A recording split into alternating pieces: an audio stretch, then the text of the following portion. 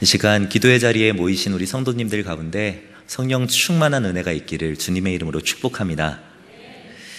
그리스도 예수의 사람들이라고 하면은 누가 떠오르십니까?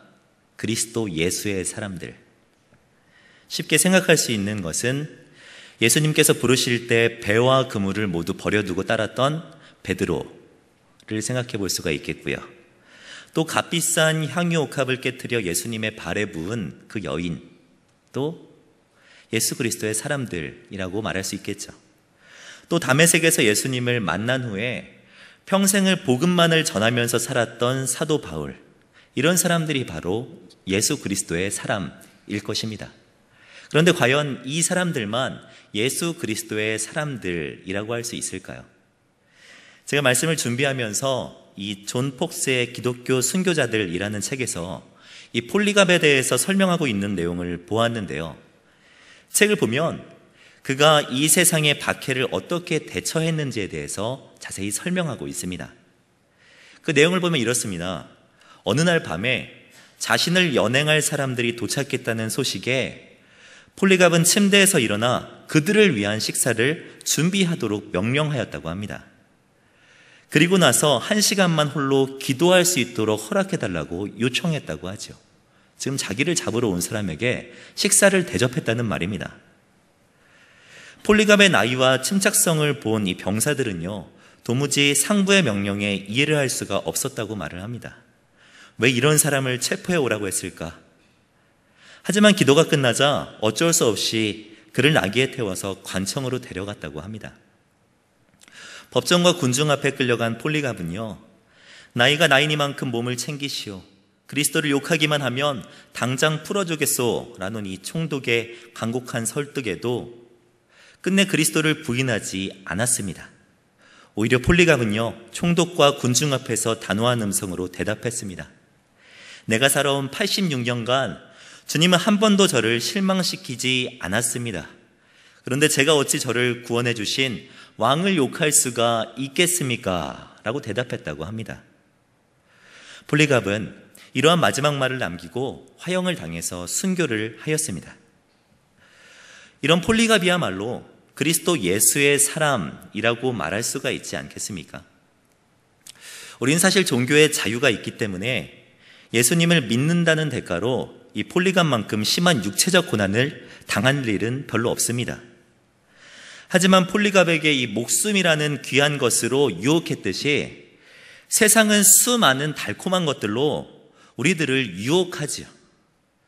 폴리갑과 같이 크지는 않을지라도 세상 속에서 그리스도인으로서 살아가기 위해 고민하고 또한 그리스도 예수를 위해서 결단하는 것이 우리 안에 있다면 우리 또한 그리스도 예수의 사람이라고 할 수 있을 것입니다. 바울은 부르심을 받은 성도들로 하여금 그리스도 예수의 사람이라고 말을 합니다. 로마서 1장 6절 말씀을 보시면요, 이렇게 말을 합니다. 너희도 그들 중에서 예수 그리스도의 것으로 부르심을 받은 자니라 라고 이야기를 하지요.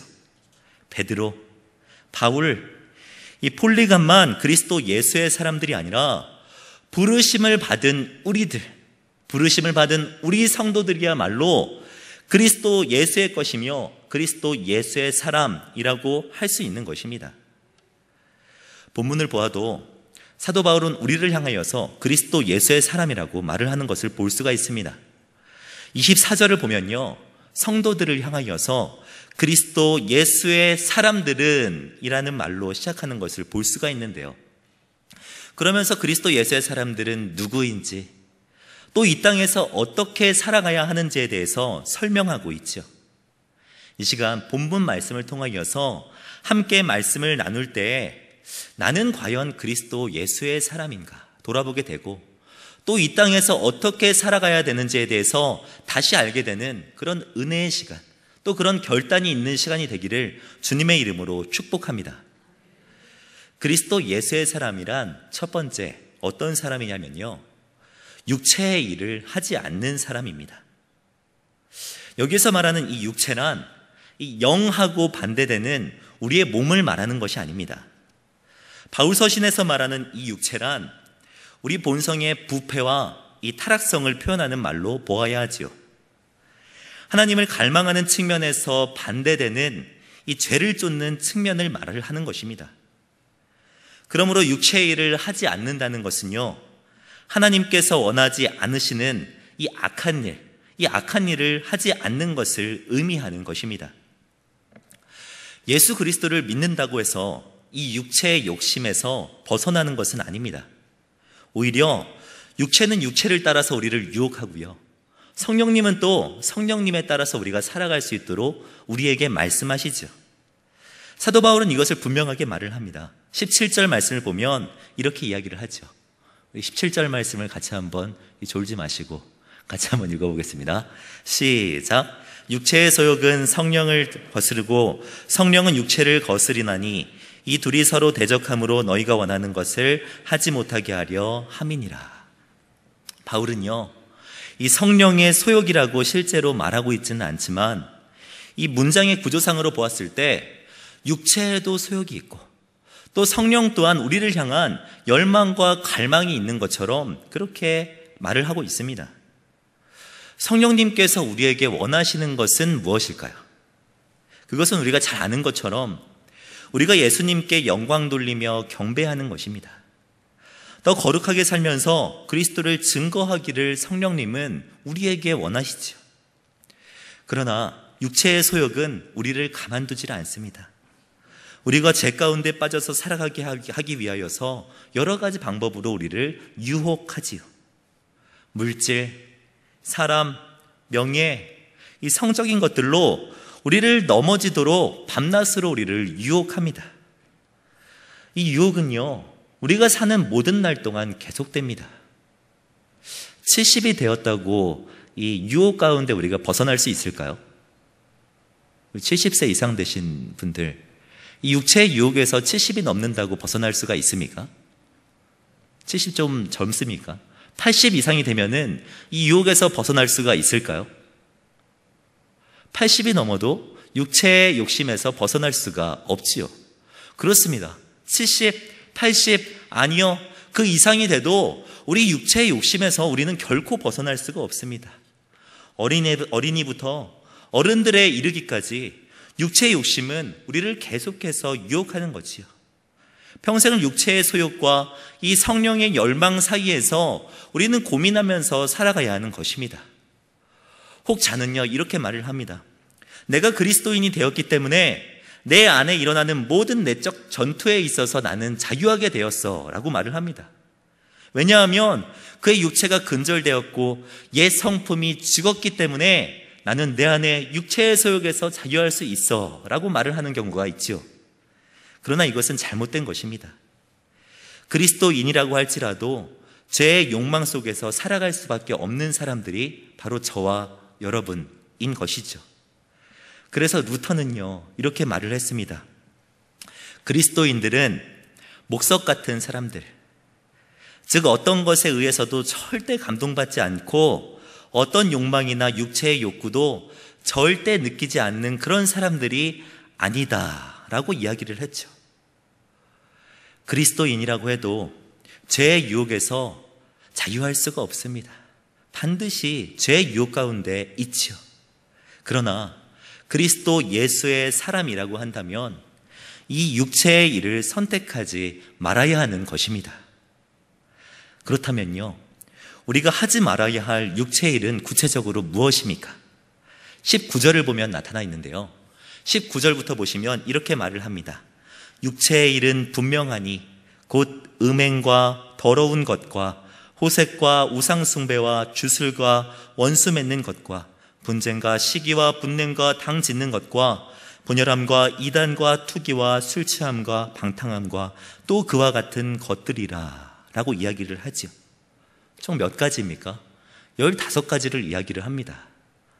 어떤 사람은요, 이걸 4가지로 분류해가지고 이렇게 분류도 합니다. 어떻게 분류하냐면 첫째는 성적인 영역입니다. 19절에 있는 것처럼 음행, 더러운 것, 호색, 이것이 바로 이 성적인 영역에 속하죠. 둘째는 종교적인 영역입니다. 우상 숭배와 주술, 이것들이 바로 이 종교적인 영역에 속하죠. 또 셋째는요, 사회적인 영역입니다. 사회적 관계에서 일어나는 8가지를 말을 하는데요.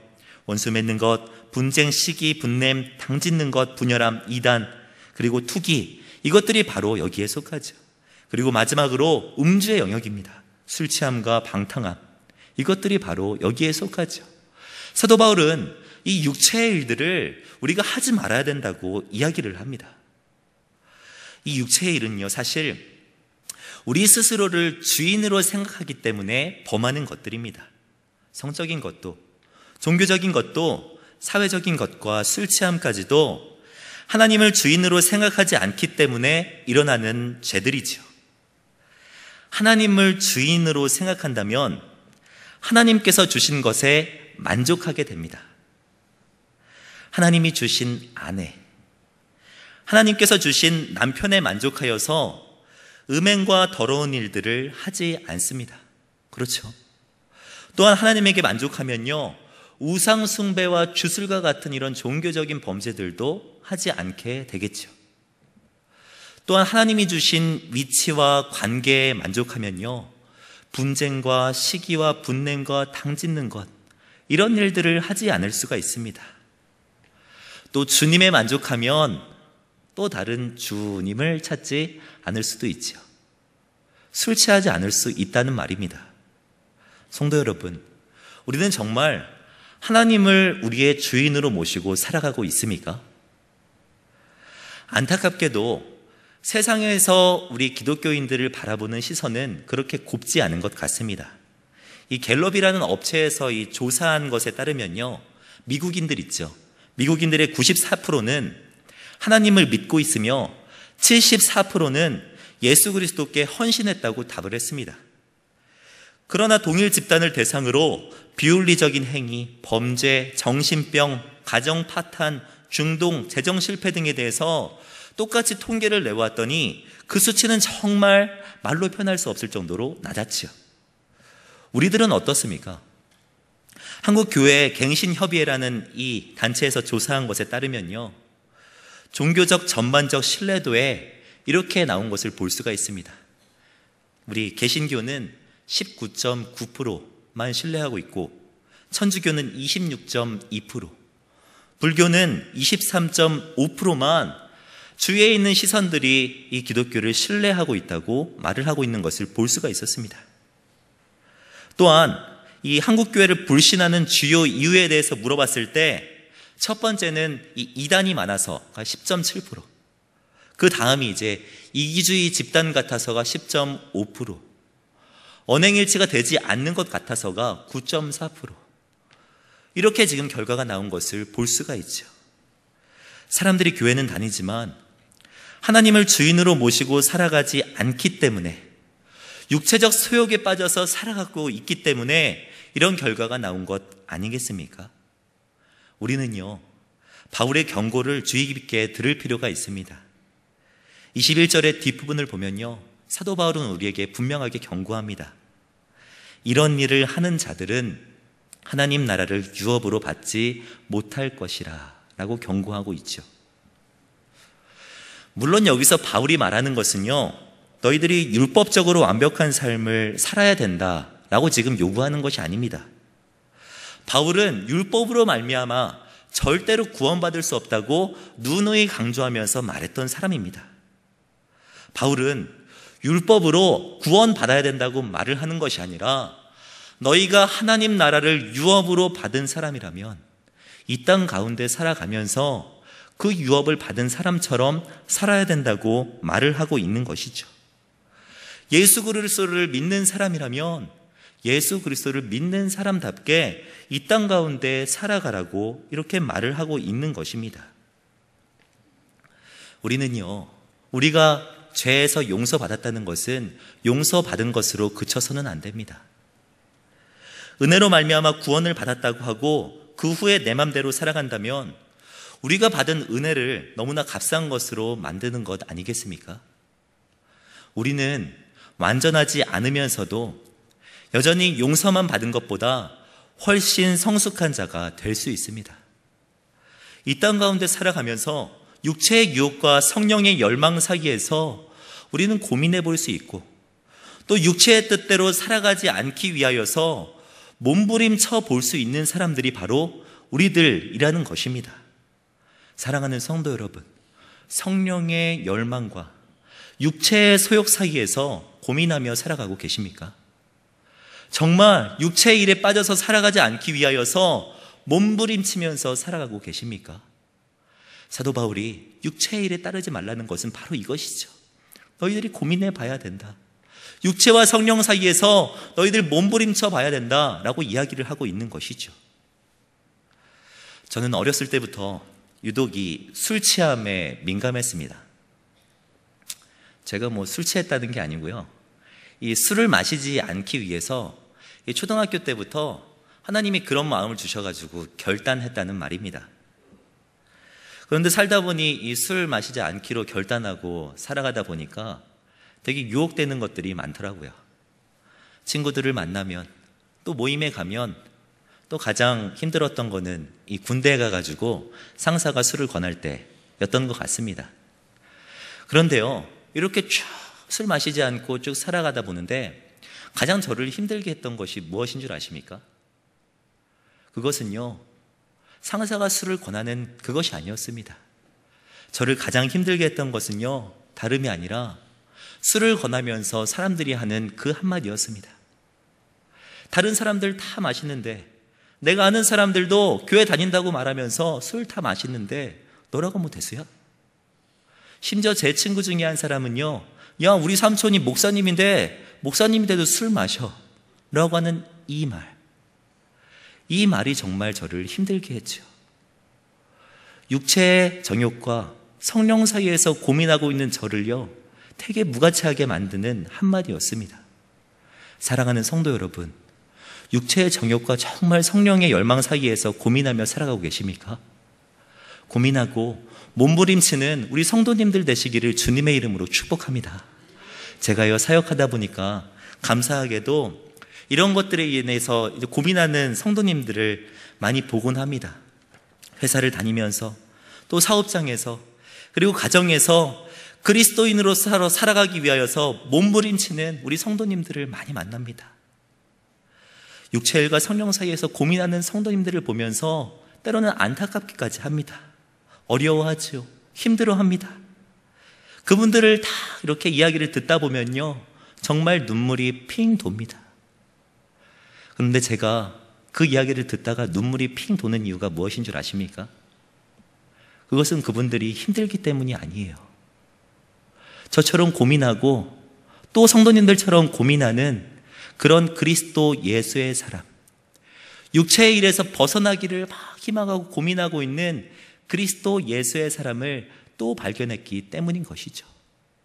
사랑하는 성도님들, 육체의 일에서 벗어나기 위하여서 고민하는 사람, 우리뿐만이 아닙니다. 주변에 돌아보면 참 많은 사람들이 고민하고 있죠. 또 결단하고서 그 성령의 뜻대로, 육체의 일에서 벗어나서 하나님의 뜻대로 살아가기를 결단하는 수많은 사람들이 여전히 우리 가운데 많다는 사실을 기억하시기를 바랍니다. 힘드십니까? 고민되십니까? 마음이 어려우십니까? 예수님께서는 우리에게 말씀하셨습니다. 심령이 가난한 자는 복이 있나니 천국이 그들의 것이며, 애통하는 자는 복이 있나니 그들이 위로를 받을 것이며 라고 말씀하셨습니다. 심령이 가난한 것, 내 마음속에 고민함으로 말미암아 애통하는 것, 그것이 바로 복이라고 말씀하십니다. 심령이 가난할지라도, 애통하며 밤을 지새울지라도 육체의 일에서 벗어나기 위하여서 몸부림치시는 우리 성도님들 되시기를 주님의 이름으로 축복합니다. 그리스도 예수의 사람 두 번째는요, 어떤 사람이냐면 성령의 열매를 맺는 사람입니다. 그리스도 예수의 사람은요, 육체의 일만 하지 않는 사람이 아니라 삶 가운데 성령의 열매를 맺는 사람입니다. 사도 바울은요, 우리가 하지 말아야 할 육체의 일들을 설명한 다음에 바로 이어서 성령의 열매가 무엇인지를 우리에게 알려주고 있습니다. 22절 말씀을 보면, 오직 성령의 열매는 사랑과 희락과 화평과 오래 참음과 자비와 양선과 충성과 온유와 절제라고 이야기를 하죠. 사도 바울이 이것들에 대해서 열매라고 말한 것은 중요한 의미가 있습니다. 열매란 결실입니다. 이 씨앗이 원인이라고 한다면 이 열매는 결실, 또 결과를 의미하죠. 열매란 이 불가항적인 특징을 가지고 있기 때문에 심은 대로 거두는 그 특징이 있습니다. 배에 종자를 심으면 무엇이 열리죠? 배가 열리죠. 사과를 심으면 그곳에서 사과가 열리는 것이 바로 열매의 특징입니다. 우리나라에서 일어난 일은 아닌 것 같은데요. 이 한 남자가 장례를 치르고 고인이 대리석 석판 아래에 이제 묻히게 되었습니다. 그런데 어쩌다가 도토리 한 알이 무덤에 떨어졌지요. 시간이 지나면서 조금씩 아무도 모르게 이 도토리는 그 무덤 안에서 자라기 시작했습니다. 그리고 나서 시간이 지나 마침내 엄청난 힘으로 이 대리석을 깨뜨리고 열매를 맺는 일이 있었다고 말을 합니다. 열매란 바로 이런 것입니다. 대리석과 같은 장애물이 있을지라도 결국 나타나게 되는 것, 이것이 바로 열매이지요. 성령의 열매도 동일합니다. 우리가 그리스도 예수의 사람이라고 한다면 자연스럽게 나타나게 되는 것이 바로 이 성령의 열매이지요. 대리석이 막아도 열매가 맺어지듯이 우리의 상황과 상관없이 성령의 열매는 맺어져야 한다고 말을 하고 있는 것입니다. 성령의 열매는요, 일부만 맺어지는 것이 아닙니다. 이 사람들 중에서 선천적으로 이 특정한 장점을 가지고 있는 사람들이 있습니다. 저와 같이 선천적으로 잘 웃는 사람이 있고요, 또 잘 참는 사람도 있습니다. 그렇다고 해가지고 이 사람이 뭐 사랑, 또 희락, 이 오래 참음의 열매를 맺고 있는 것이냐? 그것은 아닐 수 있는 것이죠. 왜냐하면 성령의 열매는요, 이 9가지 중에 일부만 맺어지는 것이 아니라 전체, 이 9가지가 모두 다 맺어져야 하기 때문입니다. 사도 바울은요, 이 성령의 열매를 설명하면서 이 9가지 열매를 각 개별적으로 이해하고 있지 않습니다. 오늘 말씀을 보면요, 이 성령의 9가지 열매를 단 하나로 사도 바울은 보고 있죠.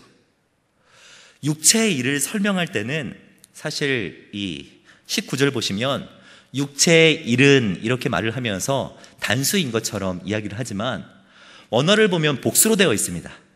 뭐 술 취하는 것, 우상 숭배, 이 모든 것들이 별개의 일이라는 말입니다. 우상 숭배할 수 있지만 음행하지 않을 수는 있고, 음행할 수 있지만 술 취하지 않을 수 있다는 이 별개의 것이란 말입니다. 그런데요, 성령의 열매를 설명하면서 사도 바울은 복수로 설명하는 것이 아니라 단수로 설명하는 것을 볼 수가 있습니다. 형태야 9가지지만 이 모든 것들이 하나같이 우리의 삶 가운데 맺혀져야 된다라는 것을 지금 사도 바울은 말하고 있는 것이죠. 성령의 열매는 일부만 맺어지는 것이 아닙니다. 그리스도인이라고 한다면 여기 있는 이 9가지의 모든 열매들이 우리의 삶 가운데 동일하게 통일성 있게 맺혀져야 하는 것이죠. 제가 주기도학교에서 이 수련회를 진행하거나 아니면 이제 반을 나눌 때가 있는데요, 막 10개 이상 되는 반을 나누다 보니까 이 친구들에게 이 어떤 반 이름을 붙여줘야 되나 고민할 때가 있습니다. 그러면 저는 어김없이 이 성령의 9가지 열매를 이제 이름하게 되죠. 그래서 뭐 사랑반, 희락반, 오래 참은 반, 이렇게 하면서 반 이름들을 붙이고 있습니다. 지금 초등부에서도 그렇게 이름하여서 아이들을 부르고 있습니다. 그런데 이렇게 붙이다 보면은 아이들 사이에서도 장난을 많이 칩니다. 이 이름 가지고 장난을 치는 거죠.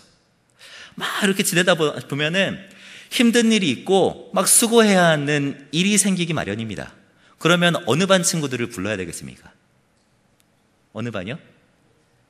오래 참은 반이요? 저는 충성반을 부릅니다. 야, 너희들이 충성반이니까 와가지고 여기 힘든 일에 충성해야지 라고 말을 합니다. 또 언젠가는 뭐 선물이나 이런 좋은 것들을 받는 경우도 있습니다. 그러면 재빨리 어느 반으로 가야 합니까? 어느 반으로? 사랑이나 양선반에 가가지고 야, 너희 사랑반이고 양선반이니까 나에게 좋은 선물을 좀 나눠줘 라고 해야 되지 않겠습니까? 그런데요, 성령의 열매는 이런 것은 아니라는 것입니다. 사랑반이니까 사랑만 있고, 오래 참은 반이니까 오래 참은만 있고, 너 희락반이니까 희락만 있고, 이런 것이 아니라 사랑이 있는 사람에게도 희락, 오래 참음, 충성, 절제, 이 모든 것들이 나타나야 되고요. 오래 참음에도 온유, 사랑, 희락, 이런 것들이 모두 다 우리의 삶 가운데 동일하게 맺어져야 한다는 것입니다. 사랑하는 성도 여러분, 우리는 정말 성령의 열매를 삶 가운데 맺고 계십니까? 우리의 삶을 단편적으로 딱 잘라보았을 때 정말 9가지 열매들이 동일하게 맺혀지고 있습니까? 가정생활, 직장생활, 교회생활, 어느 단면을 딱 잘라보아도 정말 이 열매들이 맺혀지고 있는지 성도님들에게 여쭈어보는 것입니다.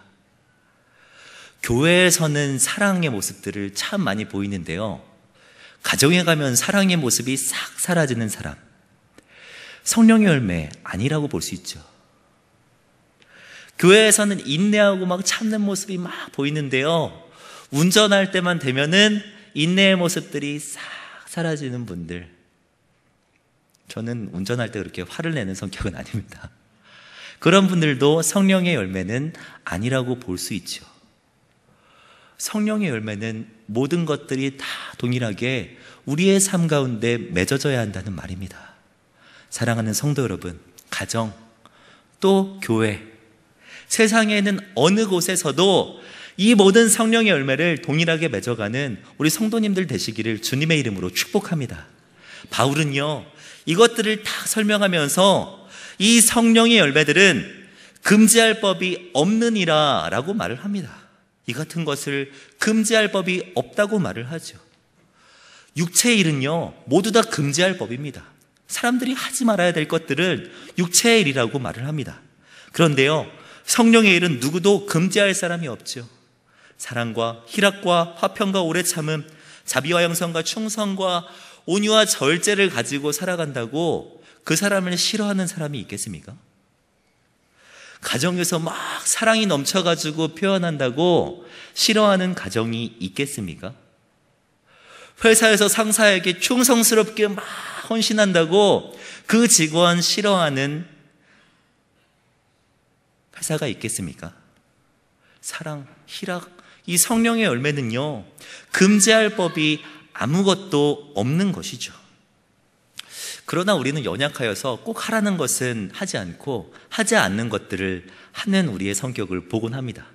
그래서요, 금지할 법이 없는 이 성령의 열매는 우리가 맺으려 하지 않고 하지 말라고 하는 이 육체의 소욕만 우리가 따라가는 모습들을 보곤 하지요.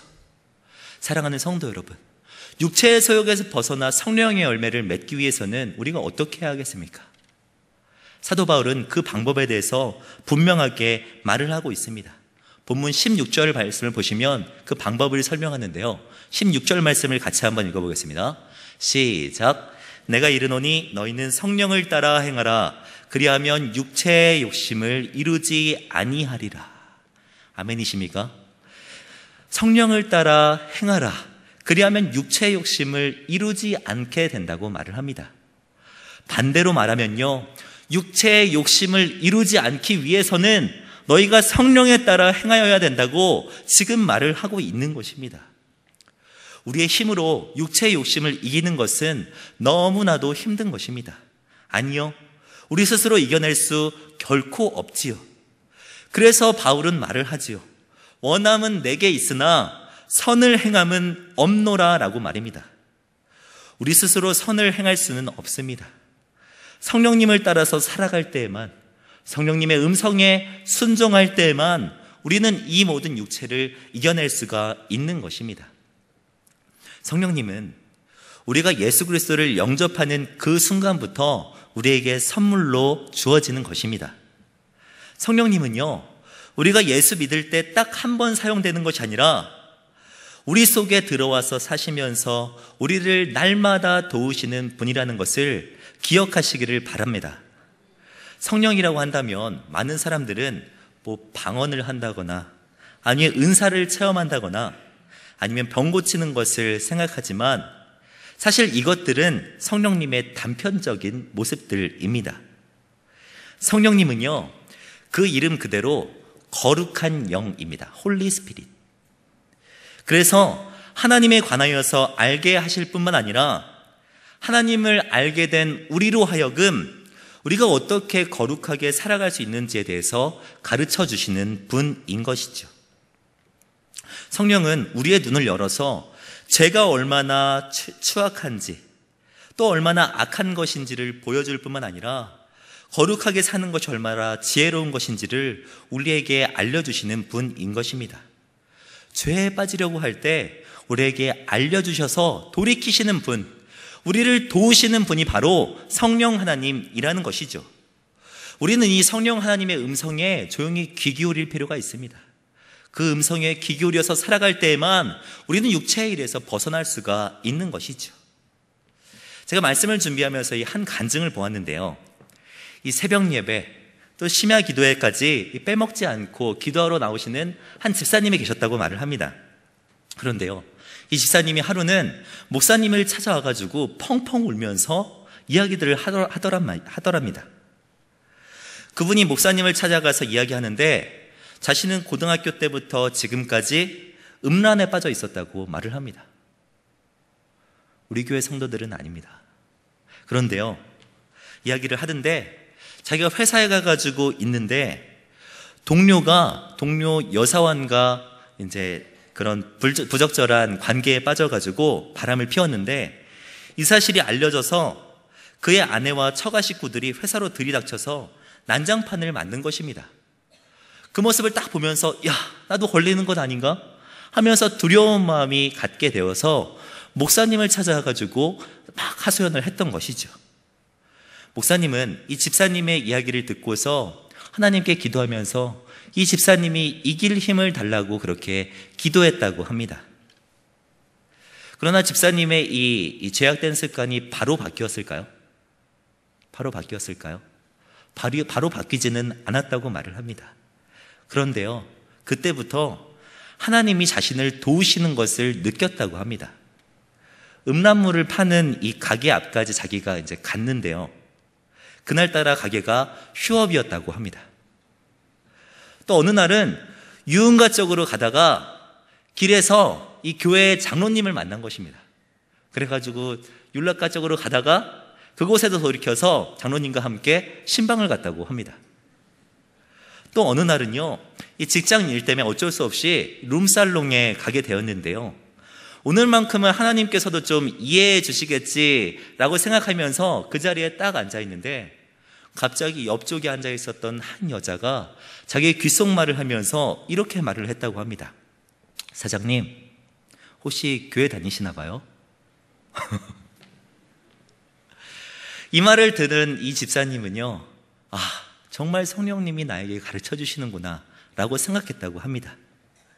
그러면서 성령님에게 조금씩 반응해서는 지금은 전에 자신이 왜 그랬는지 이해도 안 갈 정도로 완전히 변화된 삶을 살아가고 있다고 하지요. 성령님은 바로 이런 분입니다. 우리가 바른 길로 갈 수 있도록 우리와 날마다 함께 하시면서 가르쳐 주시는 분, 그분이 바로 우리와 함께하는 성령님이라는 것입니다. 사랑하는 성도 여러분, 지금도 우리와 함께 하시는 성령님의 음성에 귀 기울이시기를 부탁드립니다.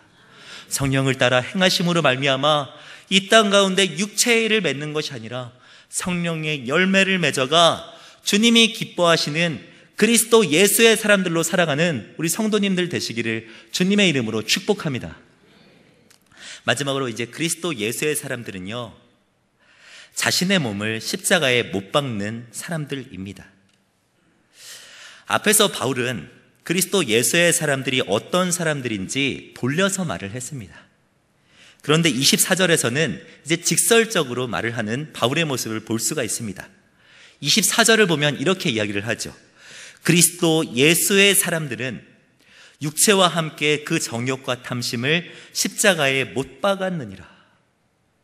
그리스도의 예수의 사람들은 자신과 함께 그 정욕 또 탐심을 십자가에 못 박은 사람들, 그 사람들이 바로 그리스도 예수의 사람이라고 바울은 지금 이야기하고 있는 것이죠.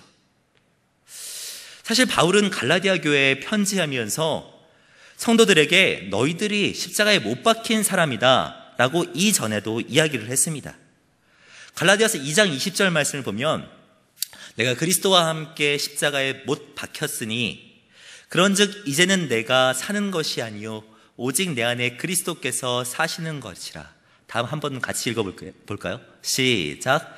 이제 내가 육체 가운데 사는 것은 나를 사랑하사 나를 위하여 자기 자신을 버리신 하나님의 아들을 믿는 믿음 안에서 사는 것이라. 우리는 그리스도와 함께 십자가에 못 박힌 사람들입니다. 예수님을 믿는 순간에 예수님과 함께 십자가에 못 박혀 죽은 사람들이 바로 저와 여러분들이라는 것입니다. 이것은요, 능동태가 아니라 수동태라는 것을 우리가 주목해서 볼 필요가 있습니다. 우리가 못 박은 것이 아니라 하나님께서 우리를 구원하시기 위하여서 우리를 예수와 함께 못 박으신 것이란 말입니다. 그러나 오늘 본문에서 말하는 십자가에 못 박았느니라 라는 말은요, 반대로 수동태가 아니라 능동태입니다. 하나님에 의하여서 못 박힌 것이 아니라 우리가 스스로 못 박은 것을 의미하는 것이죠. 이것이 무엇을 의미하냐면요, 십자가에 못 박혀 죽은 우리들이라고 한다면 자신을 십자가에 못 박으며 살아가야 한다고 지금 사도 바울은 말을 하고 있는 것입니다. 이것은요, 갈라디아서 전체의 구조를 보면요, 더 쉽게 이해할 수가 있습니다. 사실 갈라디아서는 5장 3절을 중심으로 둘로 구분할 수가 있습니다. 앞부분에 반복적으로 나오는 단어는 율법이라는 단어입니다. 율법주의에 빠져있는 갈라디아 교회 성도들을 향하여서 야, 율법으로 구원받는 것이 아니야. 너희들 십자가의 은혜, 그 십자가의 구원, 그것이 바로 너희들을 구원하는 거야 라고 사도 바울은 말을 했습니다. 그런데 갈라디아서 5장 3절을 중심으로 그 후로는 율법이라는 단어가 급격하게 줄어드는 것을 볼 수가 있습니다. 율법이라는 단어는 줄어들고 성령, 또 성령에 따른 삶, 이것이 계속해서 강조되고 있죠. 이것이 무엇을 의미합니까? 4장까지는 너희들이 십자가의 은혜로 말미암아 구원받은 사람이라는 것을 강조했다면 5장 이후에 있는 이 삶, 성령으로 충만한 삶, 십자가의 은혜를 경험한 삶, 이 삶을 너희들이 살아가야 된다. 성령으로 충만한 이 삶, 십자가에 못 박는 삶을 너희들이 살아가야 한다고 사도 바울은 강조하고 있는 것이죠.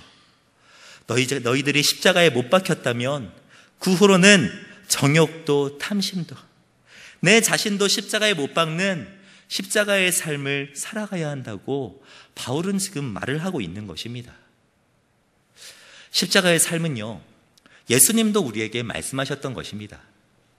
마가복음 8장 34절을 보면 누구든지 나를 따라오려거든 자기를 부인하고 자기 십자가를 지고 나를 따를 것이니라 라고 이야기를 하였죠. 그리고 또 마태복음에서는 더 강력한 어조로 우리에게 말을 합니다. 마태복음 말씀 같이 한번 읽어볼까요? 시작. 또 자기 십자가를 지고 나를 따르지 않는 자도 내게 합당하지 아니하니라. 십자가의 삶이 없다면 그리스도 예수의 사람들이 아니라고 지금 단호하게 말씀하고 있는 것입니다. 사랑하는 성도 여러분, 십자가란 무엇입니까? 십자가, 우리가 져야 하는 십자가는 무엇입니까? 혹 자는요, 이 십자가와 같이 고통스러운 일이면 다 우리가 져야 하는 십자가라고 생각합니다. 그래서는 질병, 고난, 재정난, 심지어는 남편이 자기를 너무 힘들게 한다고 해서 남편이 나의 십자가입니다, 내가 져야 하는 십자가입니다, 이렇게 말하는 경우도 종종 들은 적이 있습니다. 근데 정말 우리가 져야 하는 십자가가 이런 것들일까요? 예수님이 물질을 지셨습니까? 예수님이 우리의 가족, 우리의 남편을 지셨습니까? 우리가 져야 하는 십자가는요, 물질, 또 남편, 아내, 가족, 시댁, 이런 것들이 결코 아닙니다. 우리가 져야 하는 십자가는요, 다른 것이 아니라 바로 자신 안에 있는 이 죄의 본성, 이것이 바로 우리가 져야 하는 십자가라는 말입니다. 남편이 십자가가 아니라 남편으로 인하여서 내 안에서 스물스물 기어 올라오는 나의 그런 불만들, 죄된 본성들, 이것이 바로 내가 져야 하는 십자가라는 것입니다. 재정난이 십자가가 아니라 이 재정이 어려움으로 말미암아 생기는 그런 막 불만들, 무절제함들, 이런 것들이 바로 내가 져야 하는 십자가라는 것이죠.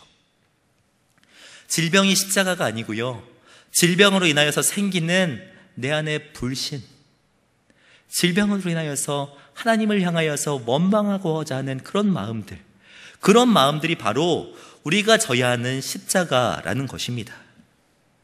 그러므로 십자가를 진다는 것은요, 우리 안에 여전히 자리 잡고 있는 이 죄된 본성들, 이 죄된 본성들을 계속해서 죽여나가는 것, 이것이 바로 십자가를 지는 삶이라는 것이죠.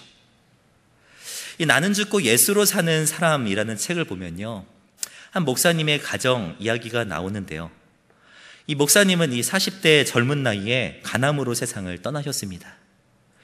사모님은 이 슬퍼할 겨를도 없이 장례를 치르고 난 뒤 홀로 집으로 돌아왔고, 그제야 이제 정말 혼자구나 하는 슬픔과 외로움이 밀려왔다고 말을 합니다.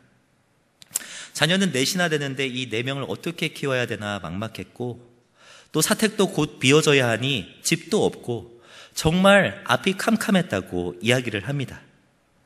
하필 그때 이 교회의 재정을 담당하는 장로님이 찾아와서는 교회에서 드리는 마지막 생활비입니다 라고 말을 하면서 봉투 하나를 놓고 가시더랍니다. 이 봉투를 붙잡고 어떻게 살아가야 하나 막막해서 정말 펑펑 울면서 밤을 지새우고 있는데 사모님에게 이런 생각이 들었다고 합니다. 하나님께서 남편을 불러가실 때에는 다 뜻이 있을 텐데, 하나님께서 나와 아이들만 능히 먹이고 입히고 공부시키실 텐데 내가 왜 이렇게 쓸데없이 걱정만 하고 있나 라고 생각이 들었다고 합니다. 그렇게 기도하다가 어느덧 새벽이 되어서 불을 켜보니 바닥에 봉투 하나가 놓여져 있었다고 합니다. 장로님이 주고 가신 봉투이죠.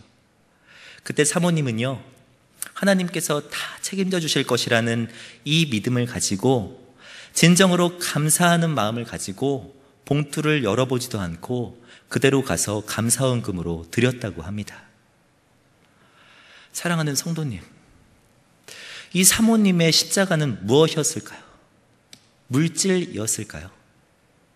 남편이었을까요? 이 사모님의 십자가는요, 물질도 사람도 상황도 아니었습니다.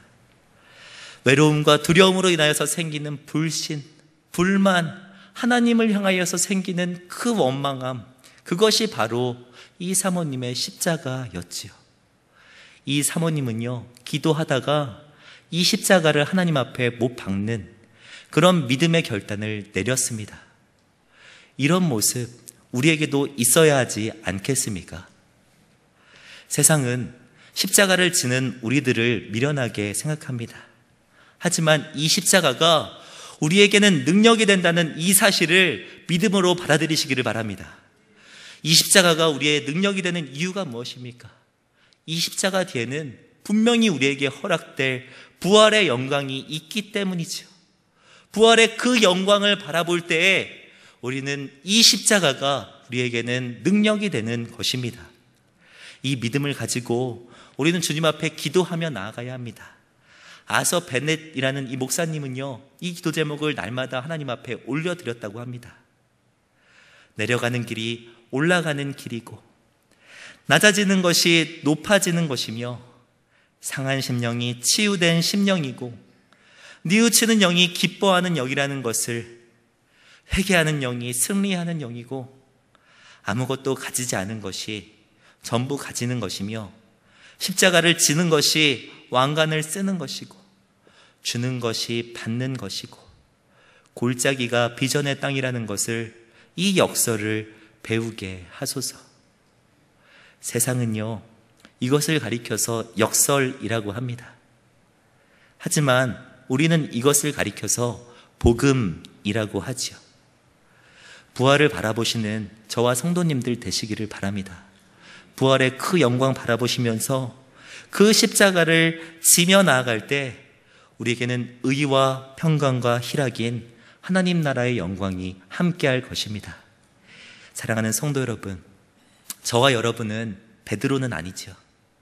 저와 여러분은 사도 바울은 아닙니다. 하지만 그리스도 예수를 바울과 같이 믿는 사람들이라는 것은 동일합니다. 베드로, 바울과 같이 저와 여러분들은 그리스도 예수의 사람들인 것이죠. 육체의 일을 못 박으십시오. 성령의 열매를 맺으며 살아가는 성도님들 되시기를 바랍니다. 힘들지라도, 어려울지라도, 날마다 눈물 흘릴지라도 그 부활의 영광 바라보면서 날마다 십자가 지고 가는 저와 성도님들 되시기를 주님의 이름으로 축복합니다. 함께 기도하겠습니다. 사랑의 하나님, 이 시간 말씀 앞에 나 자신을 내어놓게 하신 것 감사드립니다. 이 말씀 듣고 끝나는 것이 아니라 말씀 먹고 마음판에 새겨 그리스도 예수의 사람들로 세상을 살아가는 우리들 되게 하여 주시옵소서. 이 시간 우리에게 역사하여 주사 마음을 감동시켜 주시옵고 주님 앞에 나 자신을 내어드리는 복된 시간 되게 하여 주시옵소서. 주님을 기대하오니 주여 임재하여 주시옵소서. 성령 충만함을 받는 귀하고 복된 시간 되게 하여 주시옵소서. 감사드리며 우리를 구원하신 주 예수 그리스도의 이름으로 기도드립니다.